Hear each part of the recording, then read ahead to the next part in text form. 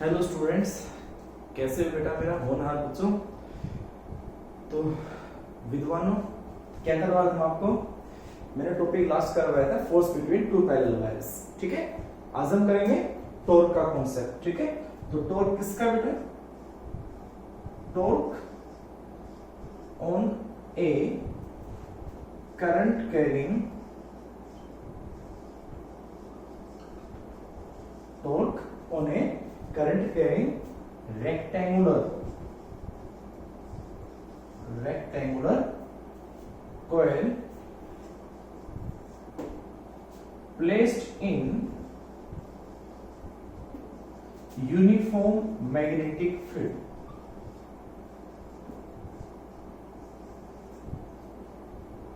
हम निकालेंगे टॉर्क किसी भी कोयल पे, उस कोयल की जो शेप है वो कैसे होगी, रेक्टेंगुलर।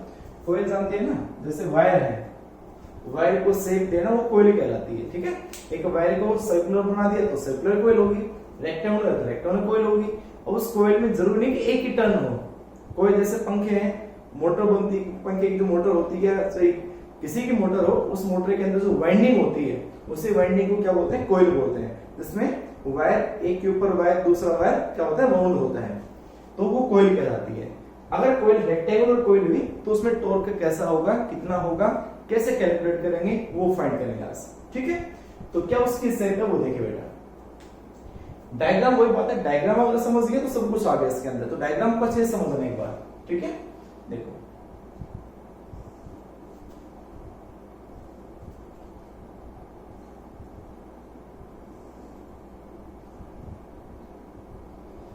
ये कोयल है जिसमें इसका नाम देते हैं P Q R S।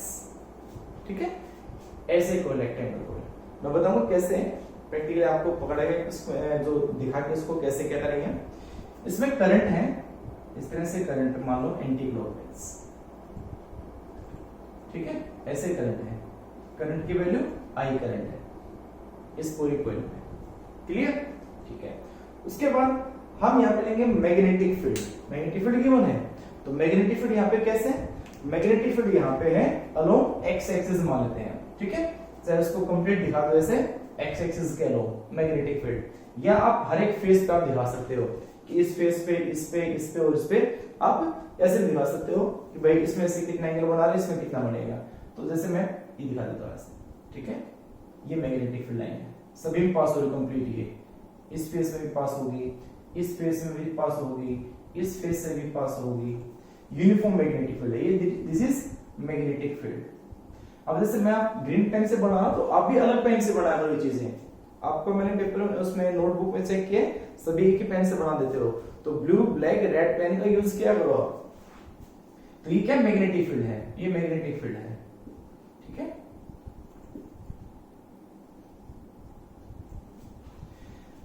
इस कोयल का जो प्लेन है, यहां पे एक एंगल बन रहा है अल्फा।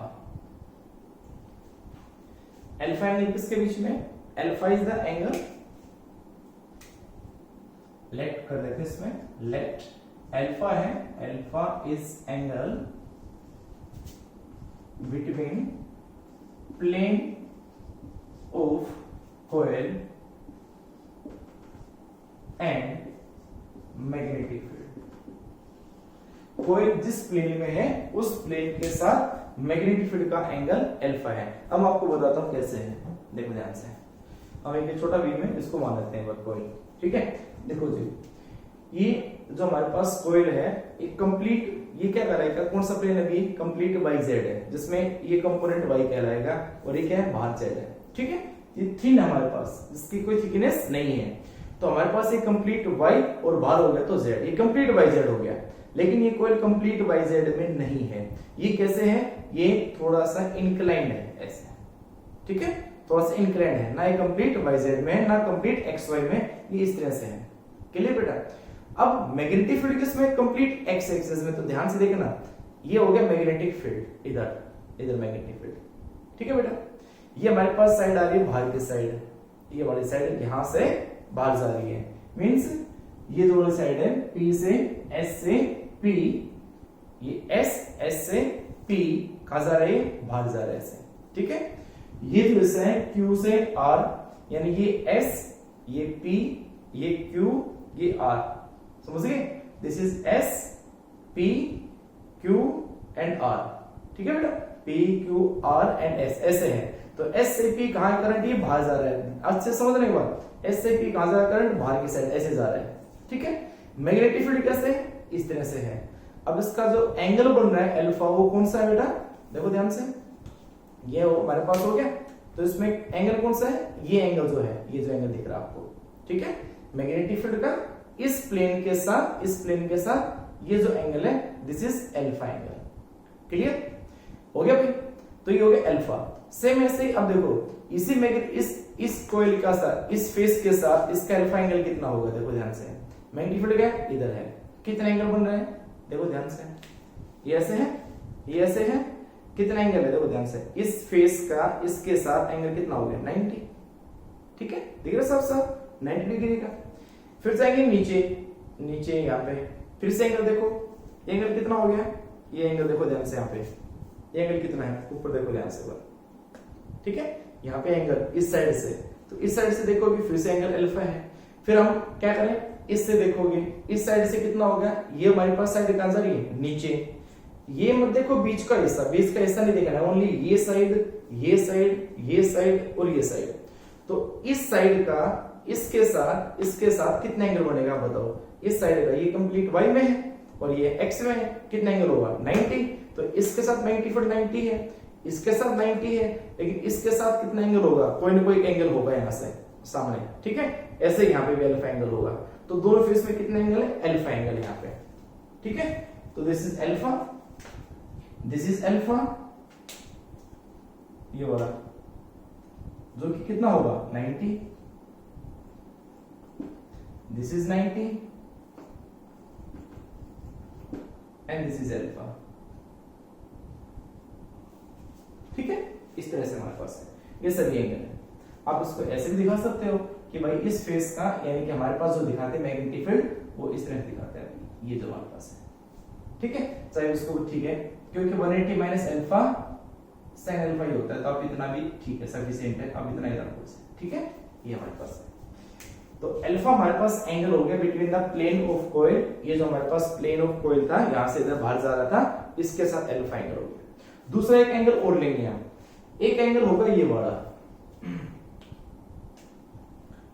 इस कॉइल का perpendicular means normal, this is normal, और इस नॉर्मल का मैग्नेटिक फील्ड के साथ एंगल है थीटा। नॉर्मल का मैग्नेटिक फील्ड के साथ कितना एंगल है थीटा।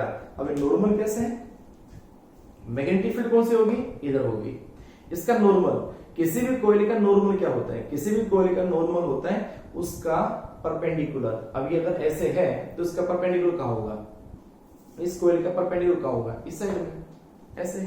तो ये हो गया हमारे पास क्या, इसका नॉर्मल, इस नॉर्मल का इधर इसके साथ, और हमारे पास और कौन सा बेटा, इस मैग्नेटिक फील्ड का जो एंगल दिख रहा है साफ साफ, वो एंगल कितना है, थीटा है, ठीक है।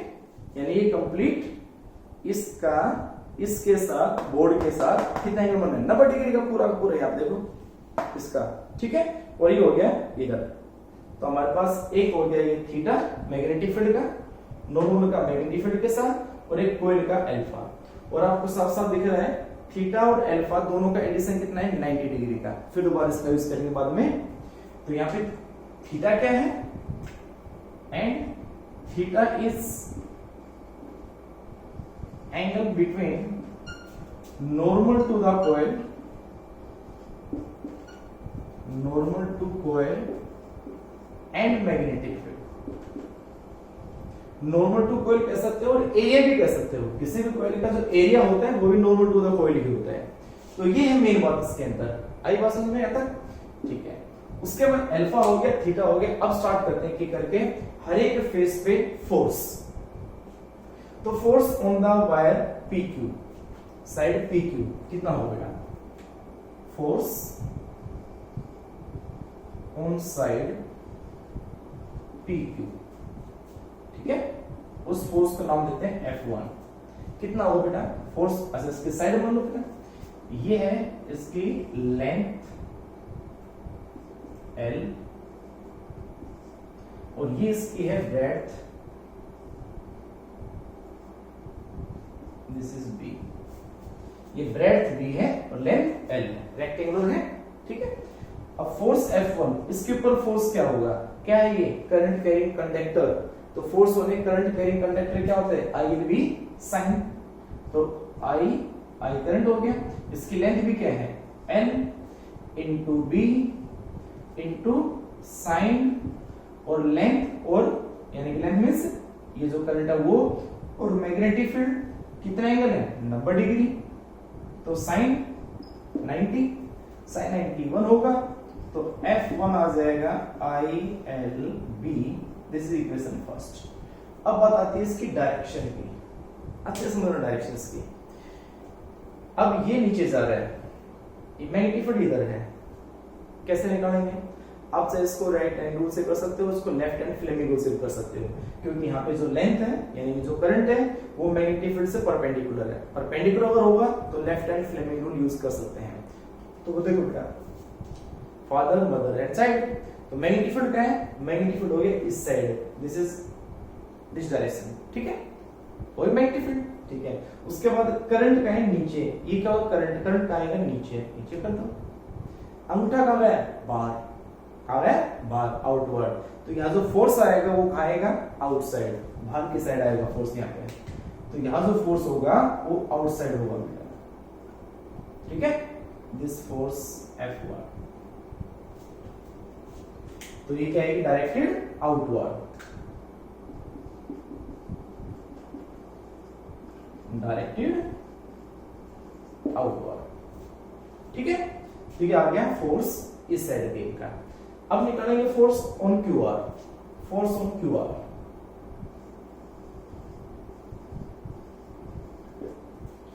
हम मान लेंगे F2, कितना होगा बेटा, दिस इज ILB और कितना एंगल अल्फा, तो ILB sin alpha, equation number second.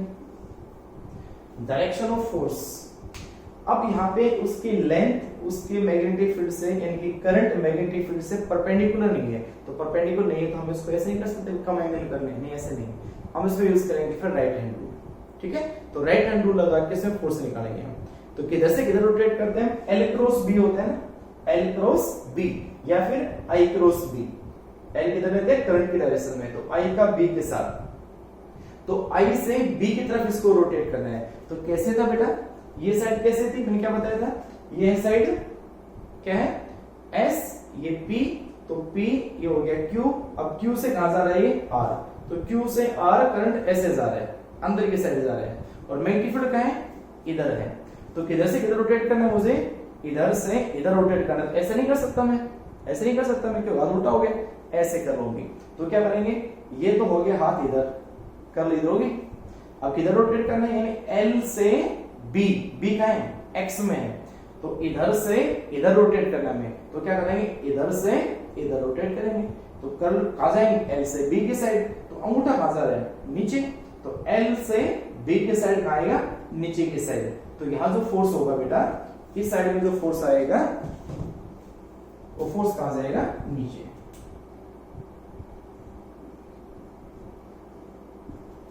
तो ये आ जाएगा डायरेक्टेड डाउनवर्ड,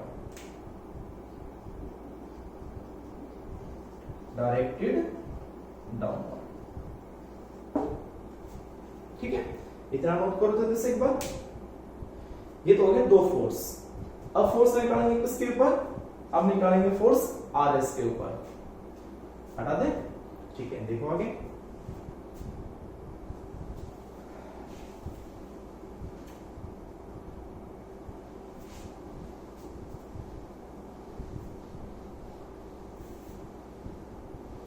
हम निकालेंगे force on RS, force on RS, और वो फोर्स क्या है बेटा, F3 ले लेना उसमें। अब R से S, अब तो जो कभी लेफ्ट ले रहे हो कभी राइट ले रहे हो, आप राइट से कर सकते हो, मैंने कहा ना राइट हैंड रूल सबके लिए एप्लीकेबल है, अब राइट से कर लो वैसे हर चीज को, तो यहां से फिर क्या करोगे, एल से बी रोटेट करना है। तो एल कहां जा रहा है, ऊपर, करंट कहां जा रहा है, ऊपर, और बी क्या है, इधर। तो इधर से इधर, एक्स क्या है ना, बी क्या है, इधर। तो आई से बी की साइड, तो आई से बी रोटेट करे तो अंगूठा कहां जा रहा है, अंदर। ऐसे नहीं कर सकता मैं, ये एल हो गया, इधर बी नहीं करना है हमें, हमें क्या करना है, ये एल और ये बी। तो एल से बी अगर करोगे तो अंगूठा कहां जाएगा, अंदर, इनवर्ड, या फिर लेफ्ट हैंड फ्लेमिंग रूल से कर सकते हो। मैग्नेटिक फील्ड कहां है, इस साइड कर दो, इस साइड। करंट कहां जा रहा है, ऊपर, ऊपर कर दे, अंगूठा कहां गया, अंदर। तो लेफ्ट हैंड फ्लेमिंग रूल या फिर राइट हैंड रूल। तो यहाँ पे कहां जाएगा, अंदर, इनवर्ड। तो ये जो फोर्स हो गया, ये इनवर्ड फोर्स हो गया, दिस इज F3। और कितना होगा ये, दिस इज I। अच्छा ये L नहीं है बेटा, ये L नहीं है, ये मैं भूल गया, L नहीं है, ये क्या है, B है बेटा, याद आ गया। ये साइड क्या है, B। उसके बाद इसके लिए क्या बनेगा, I L उसकी side, B magnetic field, angle 90, तो ILB sin 90। तो F3 जो आएगा वो आ जाएगा ILB, and equation number 3 and directed कहां है, इनवर्ड, डायरेक्टेड इनवर्ड। अब ऐसे लास्ट हम किस पे निकाल लेंगे, SP पे, फोर्स ऑन SP। तो F4 कितना होगा बेटा, I SP की साइड क्या है, B इंटू B, और एंगल कितना है, अल्फा, साइन अल्फा। तो ये सेम ही आ जाएगा, इक्वेशन नंबर 4। अब हमें इस पे निकालनी है फोर्स की डायरेक्शन। तो इसमें फोर्स की डायरेक्शन कैसे आएगी, फिर ले लेते हैं, उठा लेते हैं बराबर। चलो भाई, ये S, ये P, S से P, तो हमारा जो हाथ होगा किधर से इधर रोटेट करना है बेटा। तो ये है हमारे पास L, B का है इस साइड मैग्नेटिक फील्ड, यानी L से B। ऐसे नहीं कर सकते हम, इधर करंट नहीं है, करंट इधर है, तो हाथ हमेशा या तो फिर ऐसे होगा या फिर ऐसे होगा, दो ही साइड हो सकती हैं, या तो ऐसे या फिर ऐसे। ऐसे भी नहीं कर सकते, ऐसे नहीं घुमाना, ऐसे नहीं घुमाना, फिंगर्स कर्ल होती हैं, इनको कर्ल करनी है हमें, कर्ल भी हमेशा ऐसे करनी है। तो इधर से इधर रोटेट करनी है। तो इधर से आ गया L, इधर हो गया B, तो L से B की साइड, अंगूठा कहां है, ऊपर, तो क्या डायरेक्शन आएगी, अपवर्ड। क्या जाएगी, डायरेक्टेड अपवर्ड, डायरेक्टेड अपवर्ड। ठीक है, तो ये हमारे पास फोर्स आ गया। मैं थोड़ा सा ऐसे कम कर लेता हूं, ठीक है। क्या आ गया, डायरेक्टेड अपवर्ड। अब जी लव वाली है, ठीक है भाई, गर्मी है वो ज्यादा, क्या करें, अपनी जगह बदल दी हमने, है ना।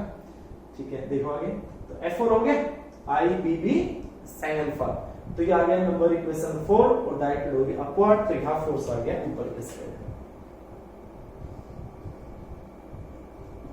ठीक है जी, अभी सब लोगों ठीक है क्या ना, मुझे लाइन बिल्कुल सीधी खींचोगे, बिल्कुल भाई, परफेक्ट काम होना चाहिए, करे तो ढंग से करे, नहीं तो करे ही नहीं, है ना। या तो बनाए नहीं, और नहीं तो अच्छे बनाए। ठीक है, तो ये है चारों फोर्सेस। अब देखो ध्यान से एक बार, चारों फोर्स आपके सामने चार इक्वेशन में है। अब देखो इक्वेशन नंबर कौन से, इक्वेशन नंबर 2 और 4 दोनों बराबर है। ये भी IBB sin अल्फा, ये भी IBB sin alpha, upward downward, और दोनों फोर्स एक दूसरे के एक ही लाइन में है, एक ही लाइन में है, बिल्कुल अपवर्ड डाउनवर्ड। यहाँ पे ऊपर है, यहाँ पे नीचे है, तो ये एक ही लाइन में है, दोनों के दोनों बिल्कुल एक ही लाइन में है। ठीक है, इनका जो लाइन ऑफ एक्शन है वो सेम है। करिए, और मैं थोड़ा सा इसको प्रॉब्लम मिटा देता हूं, अगर ये नोट कर लेना एक बार, मैं इसको हटा रहा हूं। ठीक, तो ये दोनों के दोनों फोर्स एक ही लाइन में है भाई।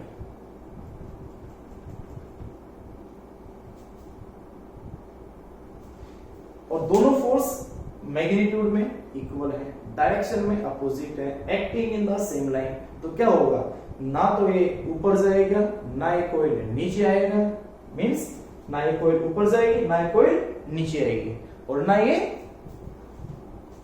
ना तो ऊपर ना नीचे, और ना ये घूमेगी ऐसे, नहीं ना, नहीं घुमाएगा। तो इनके कारण कोई फोर्स नहीं होगा इस कॉइल के ऊपर, और इनके कारण कोई टॉर्क भी नहीं होगा।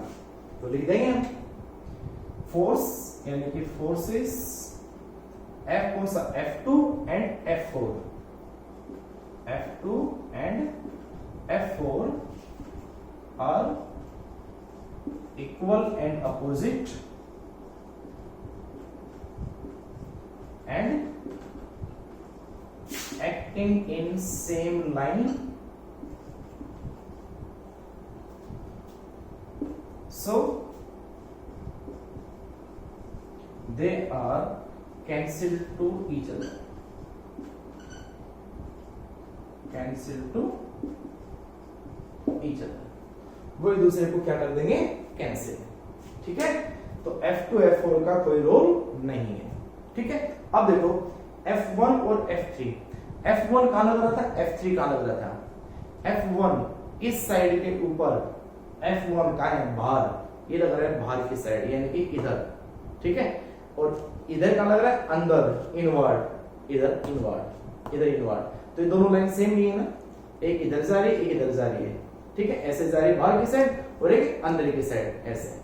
तो दोनों लाइन क्या है, अलग अलग, लेकिन अलग अलग लगने के कारण इधर फोर्स इधर लगाऊं, इसमें फोर्स इधर लगाऊं तो क्या करेगी, रोटेट, क्या होगी, रोटेट, क्योंकि इधर फोर्स लगा रहा हूं, इस पे इधर लगा रहा हूं, तो क्या हो जाएगी, रोटेट। मींस क्या, वो टर्निंग इफेक्ट आया ना इन दोनों के कारण। और कैसे घूमेगी, एंटी क्लॉकवाइज, एंटी क्लॉकवाइज।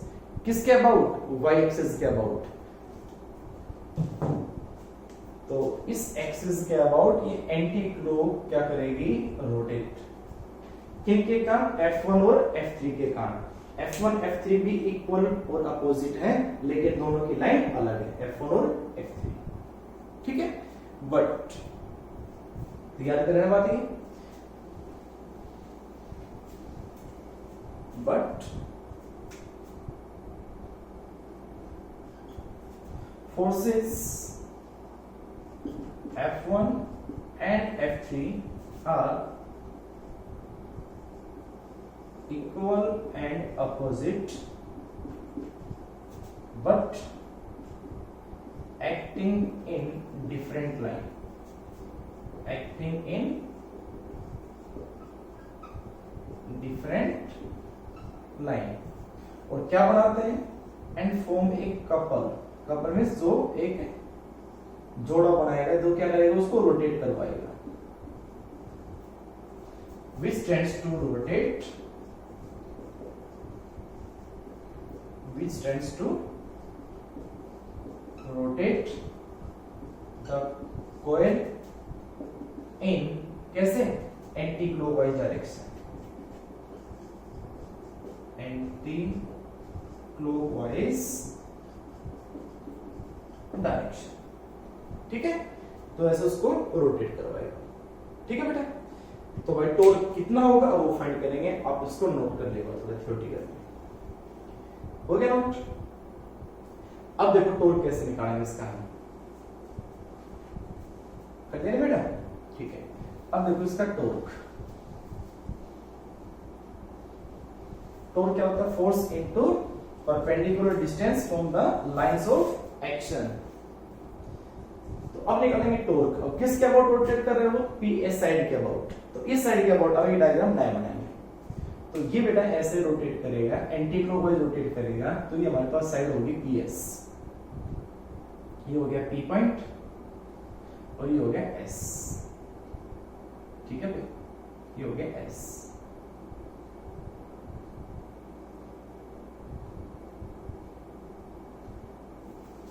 ठीक है, अब देखो मैग्नेटिक फील्ड किधर है इस पे, और करंट तो आगे नीचे की साइड, ये हो गया करंट। ओके, ठीक है। उसके बाद मैग्नेटिक फील्ड ऐसे है, ये मैग्नेटिक फील्ड है जो कि इसके साथ कितना एंगल बना रहा है, अल्फा एंगल। ठीक है, और इसकी वैल्यू जो हमारे पास है वो कितनी है, बी है भाई, ये जो साइड है वो बी है। अब हमें रोटेट करवाना है P पॉइंट पे, अब इसको एंटी क्लॉक रोटेट करना है, इसको एंटी क्लॉक रोटेट करना है, इस साइड को एंटी क्लॉकवाइज रोटेट करना है, ऐसे ऐसे घुमाना है, ठीक है। तो हम ये नहीं भाई प्रैक्टिकली तो घूमेगी नहीं, हम इस साइड को लेते हैं, हम इस साइड को ऐसे घुमा के दिखाते हैं, एंटी क्लॉक घूमना है ना, तो ऐसे घुमा के दिखा देते हैं। तो ऐसे कैसे घूमेगा ये, अगर मान लो इस साइड पे फोर्स कहां लग रहा हो, इस साइड पे फोर्स लग रहा है ऊपर की साइड, ऊपर की साइड, यानी कि ऐसे घुमा रहा हूं और इस पे लगा रहा हूं नीचे की साइड, ऐसे, ठीक है। ये फोर्स हमारे पास कौन सा था, F3, और ये फोर्स कौन सा था, F1, ठीक है। आप इसको ये भी कर सकते हो कि भाई ये साइड हमारे पास कैसे ऐसे है और उस पे यहाँ पे फोर्स लग रहा है अंदर की साइड, तो आप इस फोर्स को इनवर्ड मान सकते हो और इस फोर्स को आउटवर्ड, तो कैसे घूम जाएगी, ऐसे घूम जाएगी, ठीक है, ऐसे घूम जाएगी। तो इसको अपवर्ड की बजाय आउट, ये कैसा है, इनवर्ड है, तो इसको इनवर्ड मान सकते हो, इसको आउटवर्ड मान सकते हो, ठीक है। तो ये ऐसे घूम जाएगी साइड, जिसके कारण ये ऐसे साइड घूम जाएगी, ये ऐसे घूम जाएगी, ठीक है। ये एंटी क्लॉक रोटेशन इसका हो जाएगा। क्लियर बेटा यहां तक, ठीक है। अब हमें साइड पता है B, हमें परपेंडिकुलर कंपोनेंट चाहिए साइड का, इन फोर्सेस से परपेंडिकुलर कंपोनेंट चाहिए B का, तो ये तो कंपोनेंट परपेंडिकुलर नहीं है, तो कैसे बनाएंगे परपेंडिकुलर, हम एक काम कर लेते हैं, हम एक साइड बना लेते हैं, ट्रायंगल बना लेते हैं ऐसे,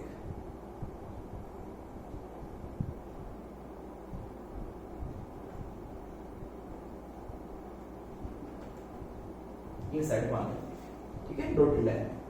अब क्या है बेटा, अगर ये अल्फा एंगल है तो ये भी कितना होगा, अल्फा ही होगा, ठीक है।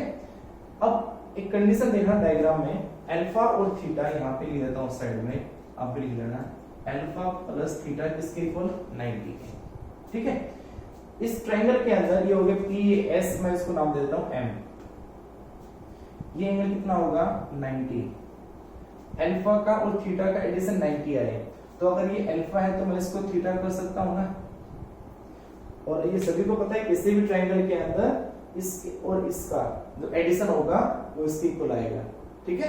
Alpha plus theta equal to कितना आएगा, 90, यही कह सकते हो। हमारे पास तीनों साइड का जो हमारे पास है वो 180 होना चाहिए, ऐसे होता है। तो भाई अल्फा प्लस थीटा हो गया 90 और ये 90 कितना हो गया, 180, 180, ठीक है। तो alpha plus theta is equal to 90 लिख कर सकते हैं। अब इस B का क्या करना है, रिजोल्यूशन। तो देखो थीटा में रिजोल्यूशन करना है उसको थीटा के टर्म में, तो थीटा के सामने ये तो हो गया परपेंडिकुलर, एंगल के सामने क्या कहलाएगा, परपेंडिकुलर, और ये क्या हो गया, बेस, और ये क्या हो गया, हाइपोटेन्यूज, ठीक है। This is perpendicular, base and hypotenuse. अब हाइपोटेन्यूज आपको गिवन है, आपको क्या निकालना है, ये निकालना है और ये निकालना है। तो ये हो गया बेस, बेस हमेशा क्या होता है, हाइपोटेन्यूज का कोस थीटा, तो ये बन जाएगा, ये आ जाएगा B कोस थीटा, और ये साइड हो जाएगी B साइन थीटा, ठीक है। ये साइड आएगी B कोस थीटा और ये बन जाएगी B साइन थीटा। तो टॉर्क कितना होगा, टॉर्क इसको टाउ कहते हैं, किसके इक्वल होता है बेटा, force into perpendicular distance from lines of action. ये सीधा कह सकते हो, फोर्स इनटू लीवर आर्म जो घुमाता है उसको। तो हमारे पास फोर्स है F1 और F3, इनसे परपेंडिकुलर डिस्टेंस कौन सी है, B cos थीटा तो नहीं है, कौन सी है, B sin थीटा। तो परपेंडिकुलर डिस्टेंस क्या आएगी, B sin थीटा। और वैसे आप ध्यान रखो हमेशा, टॉर्क एक वेक्टर क्वांटिटी है, वेक्टर क्वांटिटी में कंपोनेंट कौन सा होगा, साइन कंपोनेंट होगा, कोस तो आ ही नहीं सकता, क्योंकि क्रॉस प्रोडक्ट करते हो तो कौन सा होता है, साइन, कोस तो आ ही नहीं सकता कभी भी, हमेशा कौन सा होगा, साइन कंपोनेंट। तो टॉर्क कितना होगा बेटा, तो tau is equal to force कितना था, ILB इनटू परपेंडिकुलर डिस्टेंस कौन सी, B sin theta, B sin theta, ठीक है। लेंथ इनटू ब्रेड्थ क्या बन जाएगा, एरिया। तो टॉर्क को हम ये भी कह सकते हैं IAB sin थीटा, ठीक है, IAB sin theta. Equation number कितनी होगी टीचर? ये होगी इक्वेशन नंबर 5। अब ऐसा तो नहीं हो सकता कि हमारे पास पंखे या किसी के मोटर उसमें एक ही कॉइल हो, एक ही टर्न हो, नहीं, एंड नंबर ऑफ टर्न्स होंगे। नंबर ऑफ टर्न्स होंगे तो मैग्नेटिक फील्ड उतना ही ज्यादा बढ़ेगा। तो for n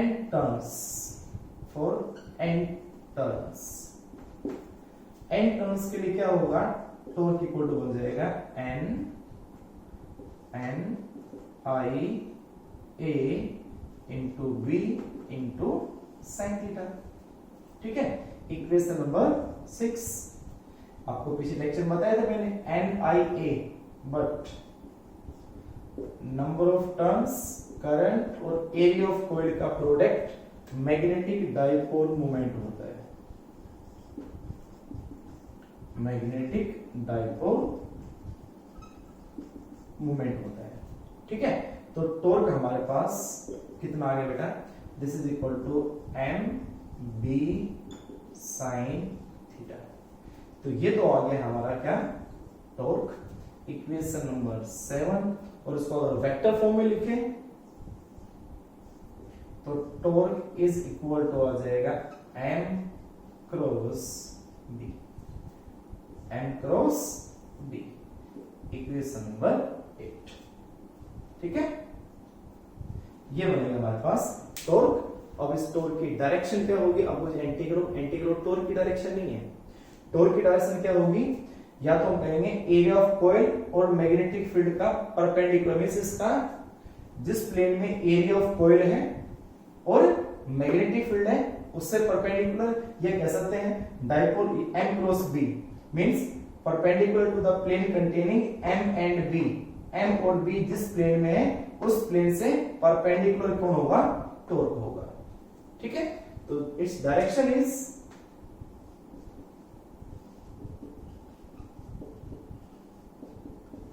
perpendicular to plane containing m and b। m और b जिस प्लेन में है उससे परपेंडिकुलर। ठीक है, ये होगी टॉर्क की डायरेक्शन यहाँ पे। ठीक है बेटा, चलो अब इसमें करेंगे इसके स्पेशल केसेस। आप इसको अच्छे से नोट करोगे, बढ़िया से डायग्राम अच्छे से बनाना, डायग्राम में सब कुछ इसमें। ठीक है, अब इसके देखो स्पेशल केसेस, हो गया नोट? ठीक है, देखो इसके स्पेशल केसेस ये बात। चलो इसमें डाल दे, कोई बात नहीं, याद रखना चीज ये है।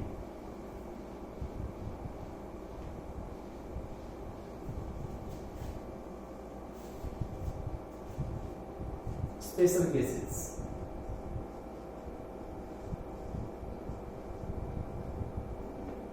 केस फर्स्ट,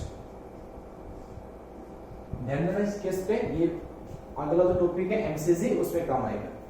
तो केस फर्स्ट क्या है? इफ, ये कह सकते हैं हम, if theta is equal to 90। अब बात अच्छे से समझना एक बार, थीटा किसके बीच में था?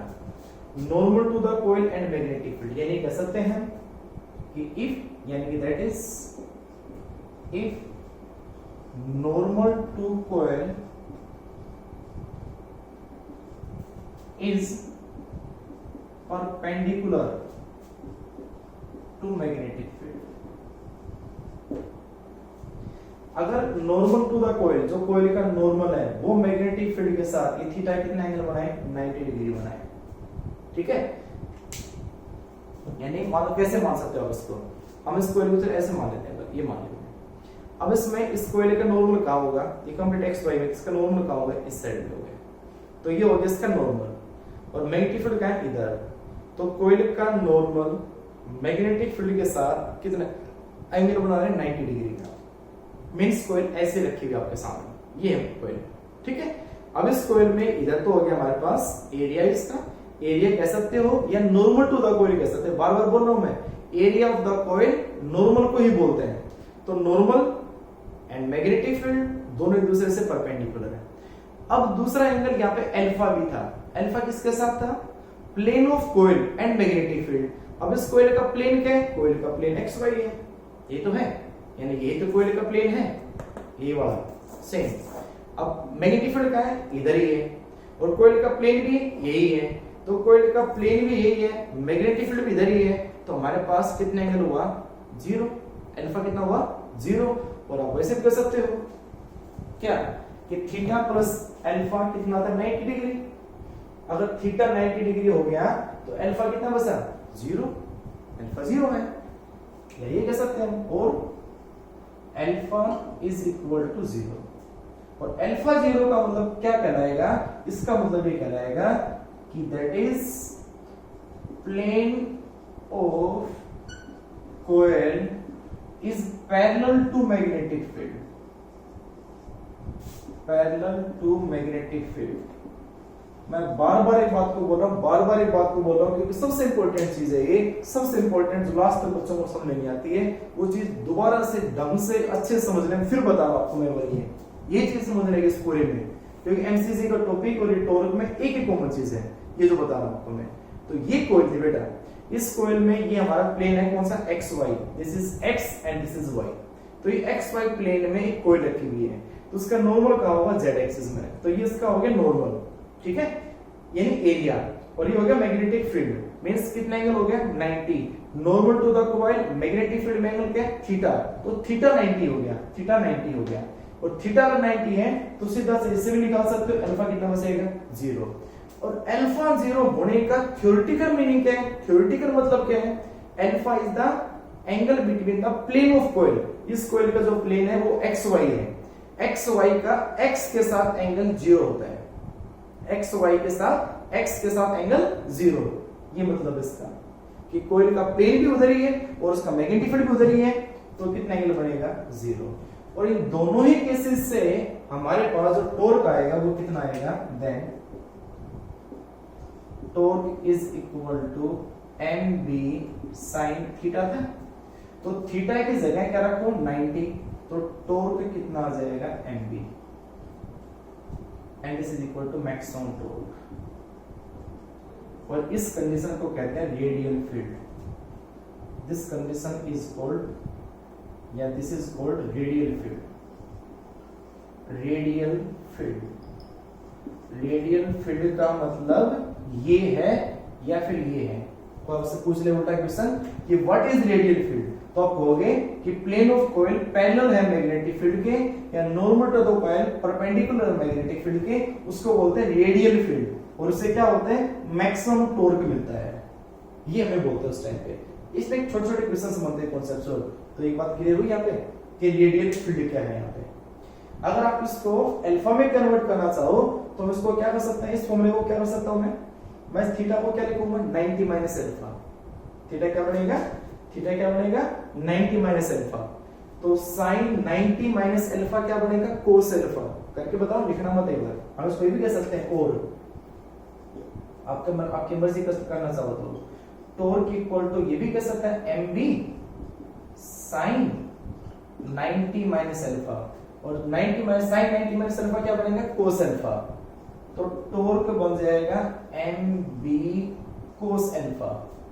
तो ये फॉर्मूला बना, ये फॉर्मूला बना, तो अल्फा यहां पे क्या पुट करोगे 0, तो अल्फा अगर 0 हुआ तो mb cos 0 और cos 0 1, तो यहां पे भी कितना आएगा mb, this is maximum torque. तो चाहे आप ये कर सकते हो चाहे आप ये कर सकते हो, दोनों में बात एक ही है, अल्फा लेके करोगे तो ये फॉर्मूला आएगा, अगर थीटा लेके करोगे तो ये आएगा। लेकिन यहाँ पे अगर ये फॉर्मूला लिखते हो ना mb cos अल्फा, तो आप यहाँ पे ये cos आ गया, आप m क्रॉस b नहीं कर सकते, और m क्रॉस b नहीं कर सकते m डॉट b कर दे, नहीं m डॉट b करेंगे तो डॉट प्रोडक्ट किसमें करते हैं, स्केलर में, तो टॉर्क स्केलर नहीं वेक्टर है, तो हम इस फॉर्मूले को यूज नहीं करते, इसलिए हम इसी को यूज करते हैं। ठीक है, तो ये हो गया सबसे मोस्ट इंपोर्टेंट जो केस है, थीटा 90 या अल्फा 0। ठीक है, दूसरा कर लिया नोट। ठीक है, अगला देखो, case number second. Case number second क्या है, उल्टा कर दो, if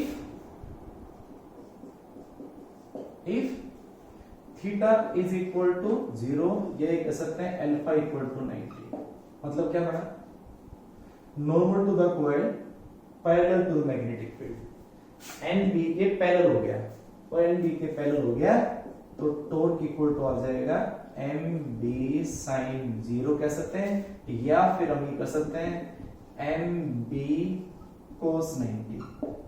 कोस के टर्म में वो कर सकते हो, साइन के टर्म में कर सकते हो। दोनों ही केस में टॉर्क कितना आएगा 0, टॉर्क कितना आएगा 0। आप एक कर सकते हैं दोनों में से। तो ये मिनिमम टॉर्क है यहाँ पे, ठीक है। तो ये है टॉर्क का कॉन्सेप्ट, अच्छे से समझना बेटा इस टॉर्क को, मोस्ट इंपॉर्टेंट है टॉपिक ही। अगला जो टॉपिक है वो एमसीसी है, तो नेक्स्ट लेक्चर में मूविंग कॉइल गैल्वेनोमीटर बोलते हैं उसको, एमसीसी, वो आपको करना होगा, ठीक है। उसमें यही कॉन्सेप्ट यूज होगा, ठीक है। बाय बेटा, गुड नाइट, थैंक यू।